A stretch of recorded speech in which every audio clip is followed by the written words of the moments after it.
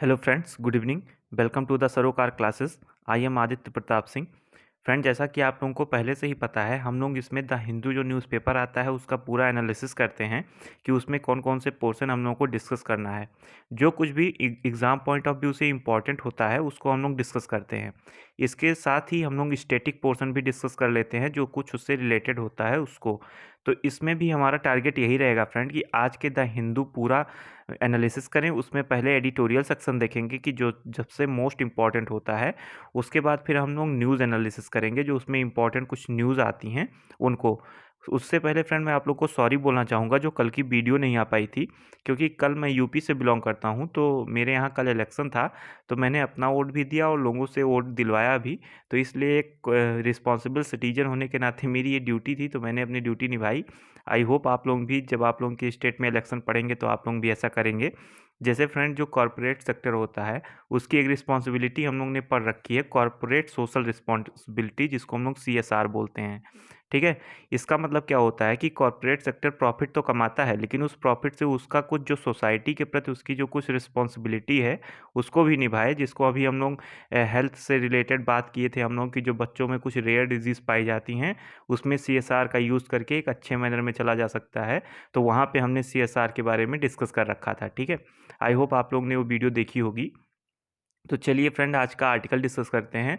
और वैसे भी फ्रेंड, इस समय कोई बहुत ज़्यादा इम्पोर्टेंट मुद्दा आ नहीं रहा है, क्योंकि जैसा कि रसिया और यूक्रेन में जो सिचुएशन बनी हुई है, ज़्यादातर आर्टिकल्स और ज़्यादातर न्यूज़ उसी के अराउंड घूमते नज़र आते हैं। ठीक है।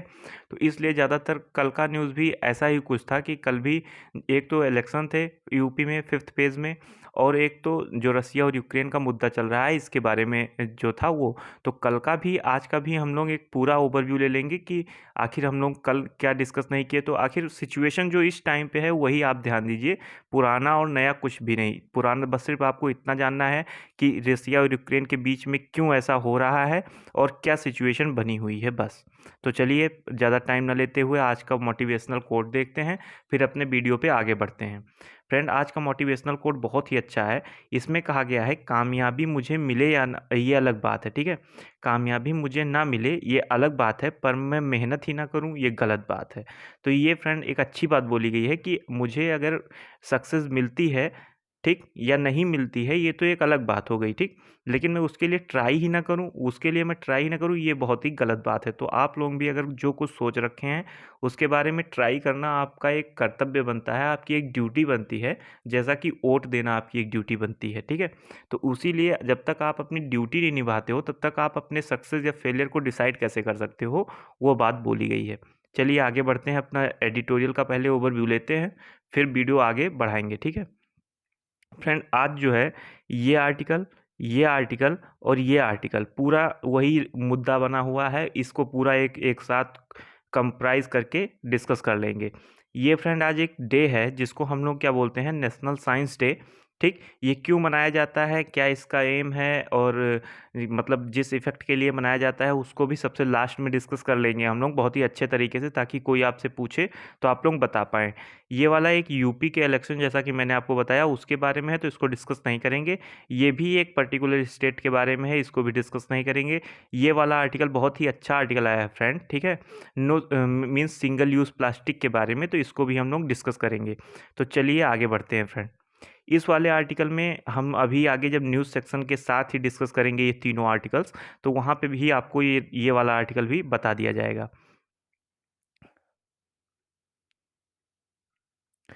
तो चलिए चालू करते हैं फ्रेंड। देखिए फ्रेंड, सबसे पहले आप लोगों को रसिया और यूक्रेन का पूरा मुद्दा, अगर आप तक अभी अभी तक आपने वो वीडियो नहीं देखी है तो रीसेंट कंट्रोवर्सी वाले प्लेलिस्ट में जाके आप वो दोनों वीडियो ज़रूर देख लीजिए। उसमें आपको पूरा क्लियर हो जाएगा वार क्यों हो रहा है, नेटो क्या होता है, यूनाइटेड नेशन क्या होता है। मैंने आपको ऑलरेडी बता रखा है। इसमें सिर्फ एक इम्पॉर्टेंट मुद्दा, इसलिए नेटो के आज हम लोग UN के बारे में पढ़ेंगे, क्योंकि इस आर्टिकल में और इस आर्टिकल में जो हमने आपसे डिस्कस किया था परसों कि जो यूनाइटेड नेशन में जो मीन्स मीटिंग हुई थी उसमें इंडिया ने वोटिंग करने से अब्सटेन कर लिया था अपने आप को। मीन्स ये इसने बोला था केवल डिप्लोमेटिक तरीका ही है, बाकी वोट नहीं डाला था किसी के पक्ष में, ना रसिया के ना यूक्रेन के। तो इसीलिए रसिया ने थैंक यू भी बोला था इंडिया को कि आपने मेरा मीन्स अपोज नहीं किया, इसके लिए थैंक यू। तो आज हम लोग वही डिस्कस करेंगे कि यूनाइटेड नेशन होता क्या है, इसके कितने ऑर्गन्स होते हैं, क्यों बना था, कैसे बना था, सब कुछ। तो यूनाइटेड नेशन इसमें मेन पॉइंट रहेगा। उसी के साथ हम लोग वहाँ पे सिचुएशन क्या बनी हुई है इसको भी डिस्कस कर लेंगे। तो चलिए चालू करते हैं फ्रेंड। तो यहाँ पे सबसे पहले आप लोग देखेंगे तो यूनाइटेड नेशन का आप लोग देखेंगे फ्लैग ये है और एम्बलम ये है, ठीक। यूनाइटेड नेशन में कितने सारी लैंग्वेजेस हैं ये आप लोग यहाँ पे देख सकते हो। इस समय अगर आप देखो यूनाइटेड नेशन के जनरल असेंबली में 193 मेंबर्स हैं, 193 मेंबर्स हैं और 2 ऑब्जर्वर स्टेट हैं। तो ये 2 ऑब्जर्वर स्टेट कौन से हैं आप लोग कमेंट सेक्शन में बताइए, ठीक है। इस समय इसके सेक्रेटरी जनरल हैं एंटोनियो गुटरेस, ठीक। और वाइस डिप्टी सेक्रेटरी आप लोग बोल सकते हैं आमीना को, ठीक है, आमीना जे मोहम्मद को, ठीक। अब ये जैसे हमारा भारत है, जैसे हमारा इंडिया है, तो इंडिया को चलाने के लिए हमने डिस्कस किया था कि कॉन्स्टिट्यूशन की ज़रूरत पड़ी थी। इसी तरीके से यूएन जब एक ऑर्गेनाइजेशन है, इंटर गवर्नमेंटल ऑर्गेनाइजेशन है, तो इसको चलाने के लिए यूएन के एक चार्टर, जैसे कि हम लोग कॉन्स्टिट्यूशन बोलते हैं, उसी तरीके से यूएन को जो चलाता है, जिसके अकॉर्डिंग यूएन काम करता है, उसको यूएन चार्टर बोलते हैं। तो ये साइन कब हुआ था? 26 जून 1945 में, ठीक है। और ये फोर्स में कब आया? 24 अक्टूबर 1945 में, ठीक। जैसे कि हमारा जो था 26 नवंबर 1949 को अडॉप्ट किया था और 26 जनवरी 1950 क्या है आप लोग बताइए? आर्टिकल 398 से रिलेटेड है। तो आप लोग बताइए आर्टिकल 398 किसके बारे में डिस्कस करता है, ठीक।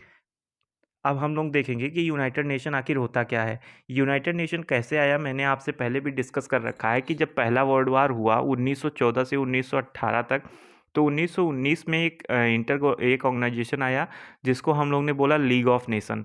लीग ऑफ नेशन का क्या मेन मोटिव था कि इंटरनेशनल पीस एंड सिक्योरिटी बना के रखे, ठीक है। मीन्स लोगों को जो आपस में जो वर्ल्ड वार हो जा रहे थे वो वर्ल्ड वार की सिचुएशन ना बने, ऐसा कुछ करके दिखाए। लेकिन हुआ क्या कि ये रोक नहीं पाया और दूसरा वर्ल्ड वार हो गया 1939 में। तो इसके चलते क्या हुआ कि इसके चलते फिर अब जब वर्ल्ड वार सेकंड ख़त्म हुआ तो वर्ल्ड वार सेकंड के बाद फिर इसी को लीग ऑफ नेशन को एक मॉडिफाइड फॉर्म दिया गया जिसको हम लोग यूनाइटेड नेशन जानते हैं, ठीक है, यूनाइटेड नेशन नाम जानते हैं। तो इसी को एक मॉडिफाइड फॉर्म दिया गया लीग ऑफ नेशन को। तो इसका ये मोटिव था कि अब तीसरा वर्ल्ड वार नहीं होने देंगे। लेकिन अभी जो सिचुएशन बनी हुई है रसिया और यूक्रेन के बीच में, वैसे उससे इसी तरीके से लग रहा है कि वर्ल्ड वॉर 3 बहुत ही जल्द होने वाला है। क्योंकि अभी मैं आगे आपसे एक न्यूज़ एनालिसिस करूंगा जिसमें सीधा सीधा रसिया ने अपने फोर्स को अलर्ट कर दिया है न्यूक्लियर वेपन्स के लिए। मीन्स आप अपने न्यूक्लियर हथियारों को तैयार रखो, कब ज़रूरत पड़ जाए ये नहीं कहा जा सकता। रसिया ने ऐसा अपने फोर्सेस को बोल दिया है। तो जैसा कि हमने देखा था हिरोशिमा और नागासाकी में हमला हुआ था, अगर उसी तरीके से फिर से केमिकल वेपन्स का यूज़ होने लगा तो वर्ल्ड वॉर 3 मतलब जाहिर सी बात है कि वर्ल्ड वॉर 3 होगा ही होगा, ठीक है, अगर ऐसी सिचुएशन बनती है तो फ्रेंड हम लोग सबसे पहले देखेंगे कि यूनाइटेड नेशन जो है इसके कुछ प्रिंसिपल ऑर्गेनाइजेशन मतलब प्रिंसिपल ऑर्गन्स हैं। तो वो कौन कौन से हैं? सबसे पहला है general assembly, United nation general assembly, ठीक है। जैसे हम लोग बोलते हैं ना कि ये एक मीन्स जैसे ये हमने बोला आपसे सेंट्रल गवर्नमेंट है, ठीक है। अब सेंट्रल गवर्नमेंट के अंडर में कितनी सारी मिनिस्ट्रीज़ हैं, ये उसी तरीके से है कि मान लीजिए सेंट्रल गवर्नमेंट यहाँ पे यूनियन है और ये मिनिस्ट्रीज़ यहाँ पे इसके ये प्रिंसिपल ऑर्गन्स हैं। तो ये principal organs 6 organs principal organ होते हैं इसके। तो चलिए उनके बारे में डिस्कस करते हैं। तो पहला होता है जनरल असेंबली जिसमें हमने आपसे बताया 193 मेंबर्स हैं और 2 ऑब्जर्वर स्टेट हैं। दूसरा होता है सिक्योरिटी काउंसिल, तीसरा होता है यूएन सेक्रेटरीट, चौथा होता है इकोनॉमिक एंड सोशल काउंसिल, पांचवा होता है ट्रस्टीशिप काउंसिल और छठा होता है ICJ international court of justice, ठीक है। तो ये पांचों होते हैं इसके 6 इंपॉर्टेंट या प्रिंसिपल ऑर्गन्स आप बोल सकते हो। तो इसमें हम किस किस चीज़ के बारे में डिस्कस करेंगे? एक तो सिक्योरिटी काउंसिल और एक तो जनरल असेंबली, ठीक। तो चलिए आगे बढ़ते हैं और देखते हैं इस समय जो यूएन सिक्योरिटी काउंसिल है उसमें कितने मेंबर्स होते हैं। यूएन सिक्योरिटी काउंसिल में इस समय 15 मेंबर्स हैं, ठीक। उसमें से एशिया से 2 हैं, अफ्रीका से 3 हैं, परमानेंट इसके 5 मेंबर्स होते हैं। यूएन सिक्योरिटी काउंसिल में परमानेंट 5 मेंबर्स होते हैं। जब मैंने आपसे ईरान न्यूक्लियर डील डिस्कस किया था, ठीक है, तो वहाँ पे हमने डिस्कस किया था कि P5+1 कंट्रीज़ ने मिलकर ईरान से डील किया था। तो वहाँ पे +1 कौन सी कंट्री थी, कमेंट सेक्शन में आप लोग बताइए, ठीक है। हम परमानेंट 5 मेंबर्स के बारे में इस वीडियो में डिस्कस करेंगे। तो परमानेंट 5 मेंबर्स कौन कौन से हैं यहाँ पे परमानेंट 5 मेंबर है USA, UK, रसिया, चाइना और फ्रांस। ये परमानेंट 5 मेंबर हैं इस समय यूएन सिक्योरिटी काउंसिल में। यूएन सिक्योरिटी काउंसिल में 5 परमानेंट मेंबर होते हैं और 10 नॉन परमानेंट मेंबर हैं। अब 10 नॉन परमानेंट जो मेंबर हैं वो कहाँ से आते हैं? वो 2 एशिया से, 3 अफ्रीका से, 2 लैटिन अमेरिका से, 1 ईस्टर्न यूरोप से और 2 western Europe and other countries से आते हैं। इस समय आप बताइए, इंडिया जो है, इंडिया 8 बार अभी तक नॉन परमानेंट मेंबर बन चुका है यूएन सिक्योरिटी काउंसिल का, ठीक है। और इस समय 31 दिसंबर 2022 तक इंडिया अभी नॉन परमानेंट मेंबर है भी। इसीलिए मीटिंग में इंडिया को कौन रिप्रेजेंट कर रहा है यूएन में? टीएस त्रिमूर्ति साहब। हमने उनकी वीडियो भी देख रखी है पिछले, जब रसिया और यूक्रेन वाला मुद्दा हम लोग डिस्कस कर रहे थे तब। तो आप लोगों को आई होप क्लियर हुआ होगा कि यूएन सिक्योरिटी काउंसिल जो है वो यूनाइटेड नेशन का एक ऑर्गन है, जो कि उसमें 5 परमानेंट मेंबर्स हैं और इन परमानेंट मेंबर्स के पास एक पावर होती है जिसको हम लोग कहते हैं बीटो पावर, ठीक। तो अब बीटो पावर क्या होता है कि मान लीजिए जैसे कॉन्स्टिट्यूशन है हमारे इंडिया का। अब कॉन्स्टिट्यूशन में अगर कोई भी अमेंडमेंट किया गया, ठीक है, कोई भी अमेंडमेंट किया गया, तो अमेंडमेंट अगर अगर मान लीजिए कि प्राइम मिनिस्टर साहब को हमने वीटो पावर दे दिया, ठीक है, तो क्या होगा कि प्राइम मिनिस्टर साहब ने अगर कह दिया ये अमेंडमेंट सही नहीं है, तो मीन्स ये अमेंडमेंट फिर कॉन्स्टिट्यूशन में ऐड नहीं होगा, ठीक। मीन्स ये अमेंडमेंट कॉन्स्टिट्यूशन में नहीं होगा। अगर पीएम के पास वीटो पावर नहीं है तो इनके कहने या ना कहने से कोई फर्क नहीं पड़ेगा। तो इसी तरीके से इन 5 मेंबर्स के पास जो वीटो पावर है, इसका यूज़ ये लोग बहुत ही अच्छे तरीके से करते हैं।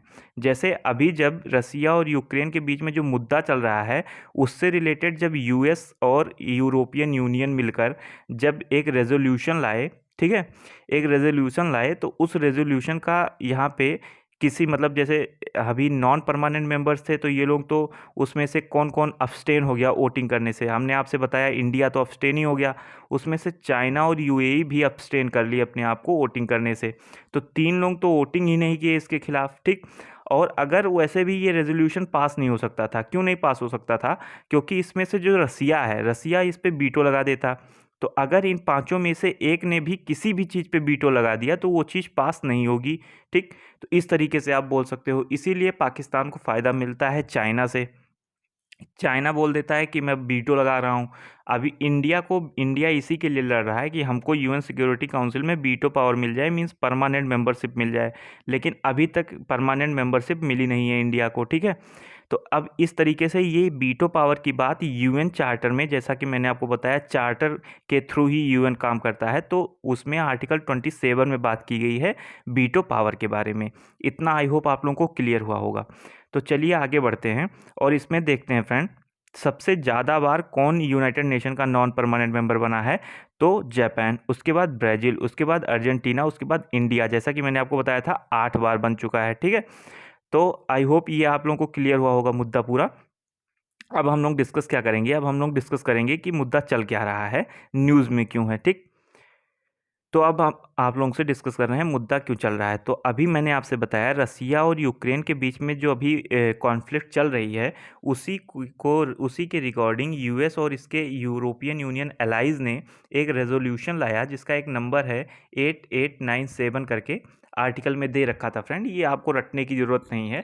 तो रेजोल्यूशन जब इन्होंने लेके आया तो उस पर 3 कंट्रीज़ ने अपने आप को वोटिंग करने से अब्सटेन कर लिया, जो कि इस समय यूनाइटेड नेशन सिक्योरिटी काउंसिल के मेंबर्स हैं।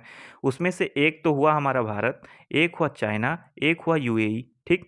तो इस तरीके से आप बोल सकते हो 3 कंट्रीज़ ने जब अपने आप को वोटिंग करने से अब्सटेन कर लिया, यहाँ पे चाइना ने भी कुछ नहीं बोला और यूएस चाह रहा था कि इंडिया बोले, लेकिन इंडिया ने भी अब्सटेन कर लिया अपने आप को। तो इसीलिए ये रेजोल्यूशन पास नहीं हो पाया। और अगर ये लोग वोटिंग भी कर देते तो अभी अगर रसिया जो है अपना वीटो लगा देता तो भी ये रेजोल्यूशन पास ना होता, ठीक है। लेकिन अभी भी ये रेजोल्यूशन पास नहीं हुआ, तो उसी के नाते ये न्यूज़ में बना हुआ है। यूएस कह रहा है कि आपको बोलना चाहिए, ठीक है, आपको बोलना चाहिए, क्योंकि अभी हमारे लिए एक सिचुएशन और मतलब ख़राब हो गई है कि यूएन सिक्योरिटी काउंसिल में तो सिर्फ 15 मेंबर्स थे, हम लोग ने अपने आप को अब्सटेन कर लिया और रसिया के पास वीटो भी था। लेकिन अभी जब ये मुद्दा जनरल असेंबली में जाएगा तो जनरल असेंबली में तो 193 मेंबर्स हैं। इनमें से यूएस के बहुत सारे सपोर्टर्स होंगे जो कि रसिया और यूक्रेन के कॉन्फ्लिक्ट के बारे में वोट करेंगे। तो वहाँ पे इंडिया अपने आप को कैसे बचाएगा, ये सवाल पूछा गया है इस आर्टिकल में। तो यही था ये मुद्दा। अब चलिए हम लोग न्यूज़ से कुछ रिलेटेड बात करेंगे तो वहाँ पे आपको और भी क्लियर हो जाएगा, ठीक है। यहाँ पे बात की गई है कि जो मीन्स जो ये लोग हैं, ठीक है, जो इंडिया है ये यूक्रेन से मतलब ऐसा बोला जा रहा है कि यूक्रेन से हमारी कोई दुश्मनी नहीं है, हम भी चाह रहे हैं कि मैटर सॉल्व हो। यहाँ पे फ्रेंड जो हमारे कुछ स्टूडेंट्स फंसे हुए हैं उनको ये जो मीन्स यूक्रेनियन जो फोर्स हैं वो लोग आने में दिक्कत कर रहे हैं। जैसे हम लोग उनको लाने की कोशिश इंडिया में कर रहे हैं तो वहाँ से ये लोग आने नहीं दे रहे हैं उनको, उनके साथ बहुत ही गलत कर रहे हैं। अभी हम आपको आगे दिखाएंगे भी, ठीक है। यहाँ पे फ्रेंड अभी हम जैसे आपसे डिस्कस किए कि ये मुद्दा अभी यूएन सिक्योरिटी काउंसिल में था तो आसानी से अब्सटेन कर लिया अपने आप को इंडिया ने। लेकिन जब ये यूनाइटेड नेशन जनरल असेंबली में पहुंचेगा जहाँ पे 193 मेंबर्स होंगे, वहाँ पे कुछ अपोज में भी वोट्स जाएंगे, तो वहाँ पे इंडिया अपने आप को कैसे बचाएगा। इसलिए इंडिया को एक लीडर की तरह आगे आना चाहिए, ना कि छुप छुप के वार खेलना चाहिए। लेकिन रसिया हमारा बहुत ही पुराना मित्र है, इसलिए हम लोग ऐसा कर रहे हैं, ठीक है। अभी यहाँ पे देखिए 3 मोर फ्लाइट्स अभी 688 स्टूडेंट्स को वापस ला चुकी हैं हमारे कंट्री में। ये देखिए आप 1 सेकंड फ्रेंड, ये आप वीडियो देखिएगा ध्यान से, इसमें देखिएगा इंडियन स्टूडेंट्स को यूक्रेनियन ट्रूप्स कैसे परेशान कर रहे हैं, ठीक है।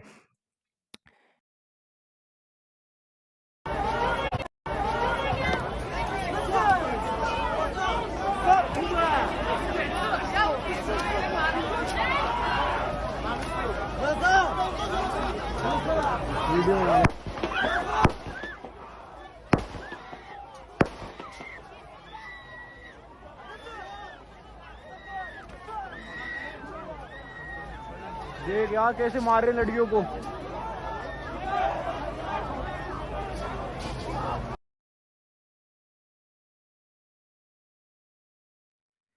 तो फ्रेंड इस समय हमारा जो मेन मुद्दा है वो अपने स्टूडेंट्स को वहाँ से इवैक्यूएट करना है।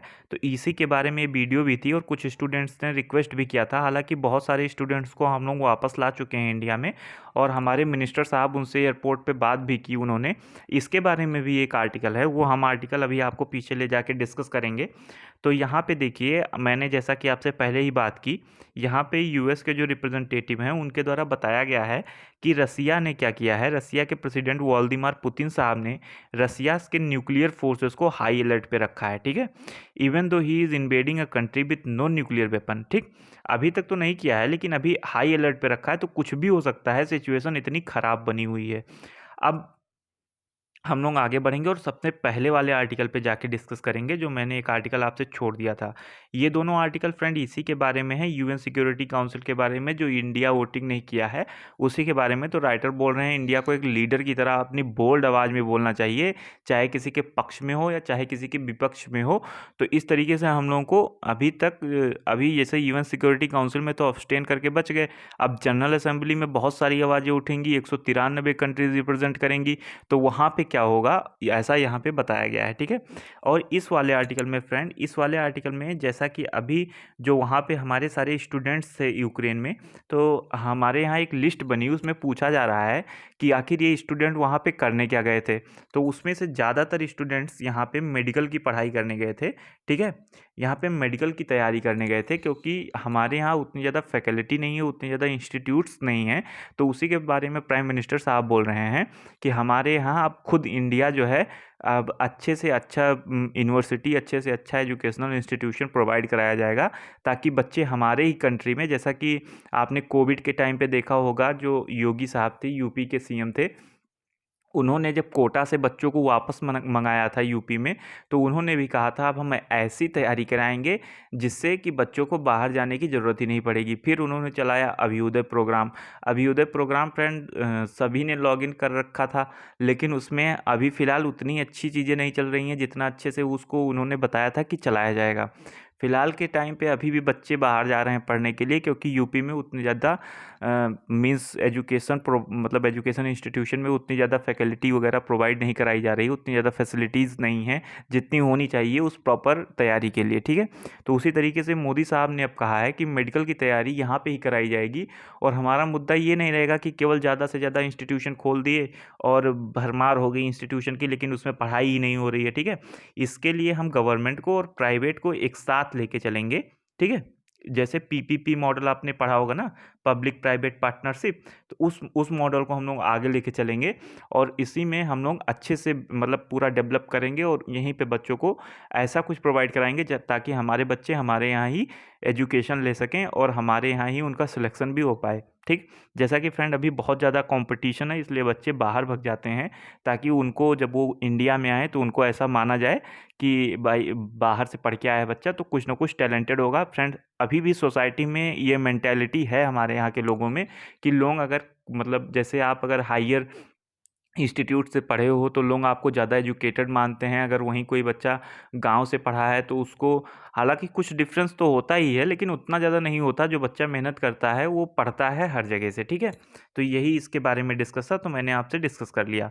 अब चलिए अपने न्यूज़ वाले पोर्शन पे बढ़ते हैं आगे और डिस्कस करते हैं कुछ और न्यूज़, ठीक।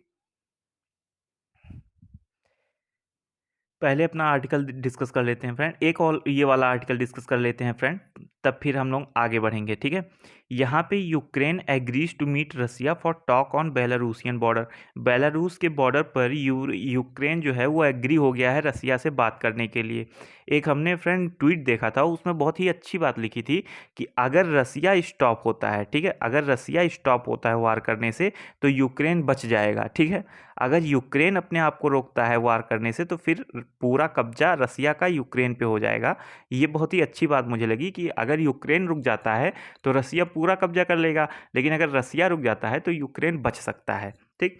और यहाँ पे फ्रेंड जो बेस्ट है वो कह रहा है कि मीन जैसे अभी मैंने बताया नहीं कि रेजोल्यूशन यूएसए और यूरोपियन यूनियन के अलाइज मिलकर ला रहे हैं, तो इसी तरीके से यहाँ पे बात की गई है कि ये लोग क्या कर रहे हैं, ये लोग कह रहे हैं कि भाई साहब अगर रसिया अभी भी नहीं मान रहा है तो हम लोग उसके ऊपर स्विफ्ट बैन लगा दें।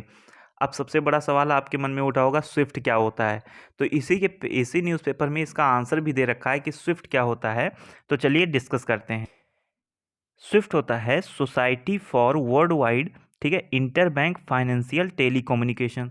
Society for world wide inter bank financial telecommunication. अब ये क्या होता है स्विफ्ट, ये एक आप बोल सकते हो जैसे कि एक इंटरमीडिएटरी की तरह काम करता है। सॉरी फ्रेंड्स, थोड़ा टंग स्लिप हो जा रहा है। इंटरमीडिएटरी की तरह काम कर रहा है, ठीक है, स्विफ्ट।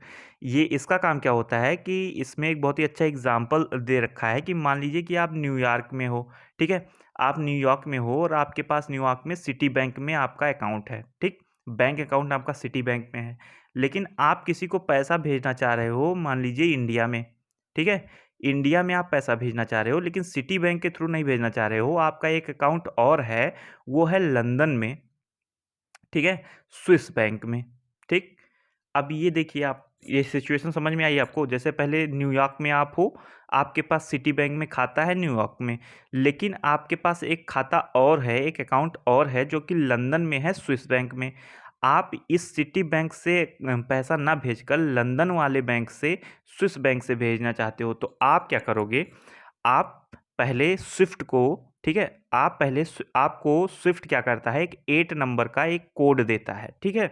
अगर आप स्विफ्ट के साथ मिले हुए तो आपको एक 8 नंबर का कोड मिलेगा, ठीक, जिसको हम लोग क्या बोलते हैं, बैंक आइडेंटिफिकेशन कोड, BIC, या फिर स्विफ्ट कोड बोलते हैं, बैंक आइडेंटिफिकेशन कोड या फिर स्विफ्ट कोड।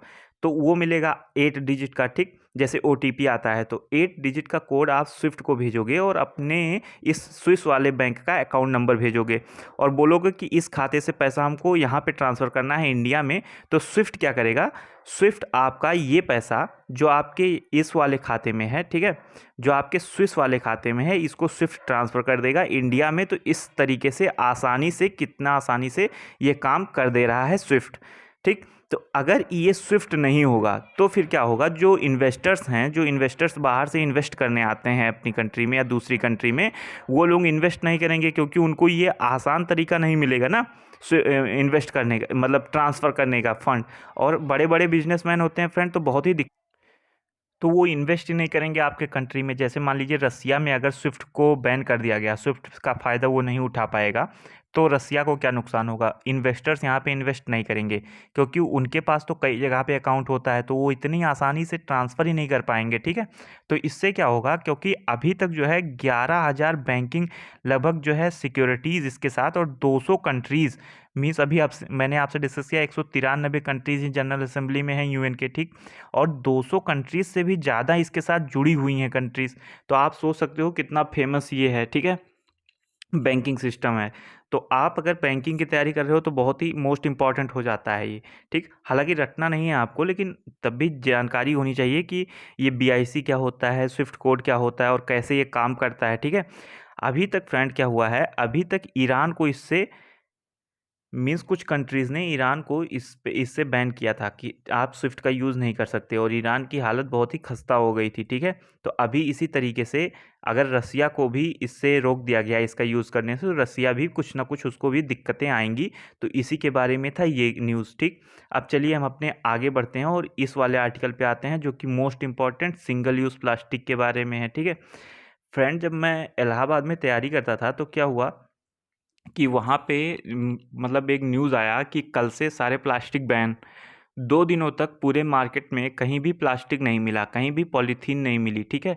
यहाँ तक कि जो कुरकुरे और चिप्स वगैरह मिलते थे, ये भी कुछ लोगों ने बेचना बंद कर दिया। लेकिन उसी के तीसरे दिन से फिर लोगों ने उतने ही क्वांटिटी में प्लास्टिक का यूज़ करना चालू कर दिया, और यहाँ तक कि गवर्नमेंट ने ये भी बोल रखा था कि जो प्लास्टिक के बॉटल्स आते हैं, अब हम इनका यूज़ नहीं करेंगे, और बैम्बू के मीन्स बांस के, बम्बू जो बोलते हैं, उसके बॉटल्स को हम लोग यूज़ करेंगे ताकि हम लोग प्लास्टिक को कम कर पाएँ। लेकिन ना ही गवर्नमेंट ने कुछ आगे स्टेप उठाया, ना ही किसी दूसरे ने। दूसरी बात फ्रेंड, जो ये ऑनलाइन आप शॉपिंग वगैरह करते हो अमेज़न और फ्लिपकार्ट से, ठीक है, तो अब जो पॉलीथीन्स इसमें आती हैं उसमें लिखा होता है कि इसको आप रीयूज़ कर सकते हो या रिसाइकिल कर सकते हो, ठीक है। तो रीयूज़ और रिसाइकिल तो सब चीज़ कर सकते हो, लेकिन करेगा कौन? इसको किसी मीन्स ऐसा कुछ चाहिए ना, गवर्नमेंट को कुछ ऐसा चालू करना चाहिए ताकि गाँव-गाँव, सॉरी फ्रेंड्स, ताकि गांव-गांव लोग जाकर रिसाइकिल के लिए उन सामान को उठाकर, उन प्लास्टिक को उठाकर लाएं, ठीक है। लेकिन अभी तक ऐसा कोई सिचुएशन नहीं है, ऐसा कोई भी सिस्टम नहीं है, ठीक है। तो यही इसी के बारे में बात की गई है यहाँ पे, सिंगल यूज़ प्लास्टिक के बारे में, कि हम लोग इतने ज़्यादा मात्रा में यूज़ कर रहे हैं। हालांकि जो बच्चे बाहर रहते हैं फ्रेंड, तैयारी करते हैं दिल्ली वगैरह में, दिल्ली में क्या होता है फ्रेंड, अगर जो बच्चे टिफ़िन मंगाते हैं उसमें बहुत सारे रेस्टोरेंट वगैरह क्या करते हैं, प्लास्टिक के पॉलीथीन में ही सब्जी वगैरह और दाल वगैरह पैक करके भेजते हैं। तो जब वो दाल दाल और सब्जी पैक करते हैं तो गर्म रहता है, ठीक है। और प्लास्टिक के कांटेक्ट में आने से इसके भी कुछ जो, जैसे ये प्लास्टिक बनता कैसे है, तो प्लास्टिक जो है फॉसिल फ्यूल से बनता है, कार्बन होता है इसमें, तो वो भी इसमें कुछ मात्रा में आ जाता है। तो इसी तरीके से प्लास्टिक हमको नुकसान भी करता है, ठीक है। तो हम लोगों को ऐसे में प्लास्टिक का खाना नहीं खाना चाहिए और ना ही इसका यूज़ करना चाहिए। लेकिन जब और इसके मीन्स इसका सब्स्टिट्यूएंट जब कुछ है ही नहीं, तो यूज़ क्या किया जाए? तो एक एक चीज़ केवल हम लोग बंद करते हैं, ये जो पॉलीथीन होता है इसकी जगह पे हम लोग जो बैग हम लोग बनाते हैं घर पे, मीन्स जो अ, आप लोग झोला वगैरह देखते होंगे, उसका यूज़ कर सकते हैं, ठीक है। तो चलिए आगे देखते हैं फ्रेंड। और एक तो फ्रेंड इस आर्टिकल में एक बहुत ही अच्छा डाटा दिया गया है, लगभग 4.5 मिलियन, ठीक है, 4.5 मिलियन लोग हमारे इंडिया में इसी से अपनी रोजी रोटी चलाते हैं। प्लास्टिक बेचकर ही, कूड़ा कचरा इकट्ठा कर कर उसको बेचकर ही अपनी रोजी रोटी चलाते हैं। तो आप इन लोगों को कैसे, इन लोगों के बारे में अगर इसको बैन कर दोगे तो इन लोगों का क्या होगा, इसके बारे में कैसे क्या सोचा जा सकता है, ठीक है। तो आप लोग सजेशन दे सकते हो कमेंट सेक्शन में कि इन लोगों का क्या किया जा सकता है, जब इतने ज़्यादा मात्रा में हमारी पॉपुलेशन इसमें इन्वॉल्व है, ठीक है। आप देखते होगे फ्रेंड कि ये आप देख रहे हो कि पॉलीथीन वगैरह से जो मीन्स एक्वेटिक एनिमल्स होते हैं उनको कितनी ज़्यादा दिक्कतें झेलनी पड़ती हैं। अभी मैं आगे आपको और भी चीज़ें दिखाऊंगा। तो आपको यहाँ पे 3R का यूज़ करना चाहिए, ठीक है। अगर आप प्लास्टिक यूज़ भी कर, पहले तो आप इसको रिड्यूस करो, कम से कम यूज़ करो, ठीक। फिर अगर यूज़ भी कर रहे हो तो इसका रीयूज़ करो, ठीक है। जैसे आप पॉलीथीन में सब्जी लेके आए तो सब्जी लेके आए, अब उस पॉलीथीन को आपने रख लिया, वो उसी पॉलीथीन में फिर आप दूसरे दिन गए सब्जी लेके आए, फिर उसको रख लिया, फिर तीसरे दिन, तो इस तरीके से आप उसको बार बार अगर यूज़ करते हो तो भी इसका यूज़ कम होगा, ठीक, क्योंकि आप हर नए दिन एक नया पॉलीथीन नहीं ला रहे हो, ठीक है।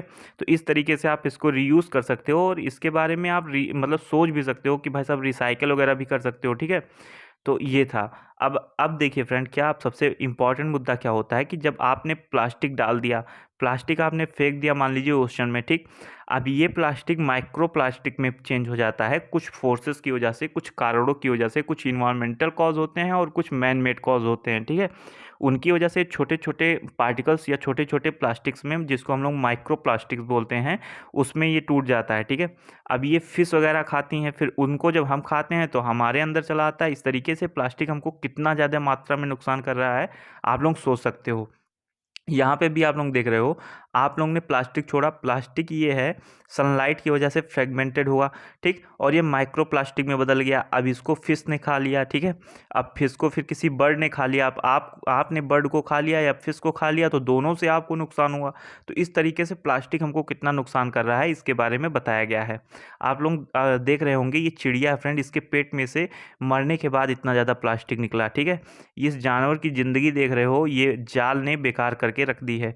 तो इस तरीके से प्लास्टिक कितने ज़्यादा मात्रा में हम लोग को नुकसान कर रहा है उसके बारे में बात की गई है, ठीक है फ्रेंड। चलिए डिस्कस करते हैं अब हम लोग एक नया जो आर्टिकल हम वहाँ पे छोड़ आए थे, ये नेशनल साइंस डे के बारे में। ये 28 फरवरी को मनाया जाता है। क्यों मनाया जाता है ये आप देखिए। National science day is commended in India yearly. ये मीन्स ईयरली वैसे एक ही बार बनाया जाएगा, 28 फरवरी को मनाया जाता है।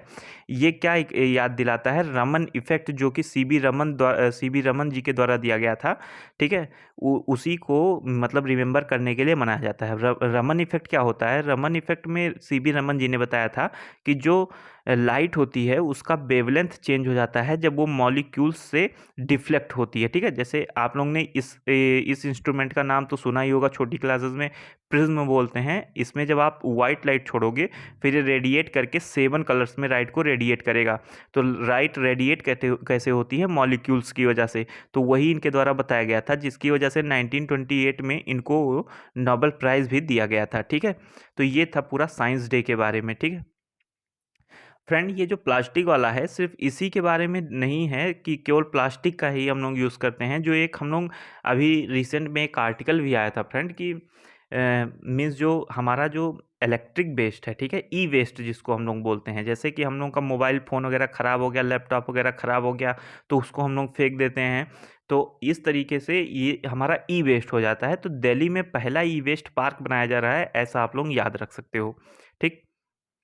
ये क्वेश्चन भी आपसे पूछा जा सकता है। हालांकि आप कम्युनिटी सेक्शन में या आप इंस्टाग्राम चैनल पे सरोकार क्लासेस से ज्वाइन हो सकते हो। उसमें आपको हर एक एग्ज़ाम से जो फ्रेंड इस न्यूज़ एनालिसिस में डिस्कस नहीं किया जाता है, उस वो क्वेश्चन भी वहाँ पे प्रोवाइड करा दिया जाता है। अगर आप लोग उसको एक बार अटेम्प्ट करके कोई भी एग्ज़ाम देने जाओगे तो आई प्रॉमिस कि आप लोगों को वहाँ से 40% 50% क्वेश्चन आपको वहीं से मिल जाएगा पूरे पेपर में, ठीक है। क्योंकि करंट से रिलेटेड क्वेश्चन आपको, जो भी इम्पोर्टेंट क्वेश्चन है वो वहाँ कम्युनिटी सेक्शन में, या फिर आप सरोकार क्लासेस का मतलब इंस्टाग्राम चैनल ज्वाइन कर लो। वहाँ पे तो आपको पक्का ही क्वेश्चन, रेगुलर एक क्वेश्चन मिलता है, उसको आप अटेम्प्ट भी किया करो कमेंट सेक्शन में इंस्टाग्राम पे, और आप इंस्टाग्राम चैनल ज़रूर ज्वाइन करो, ठीक है।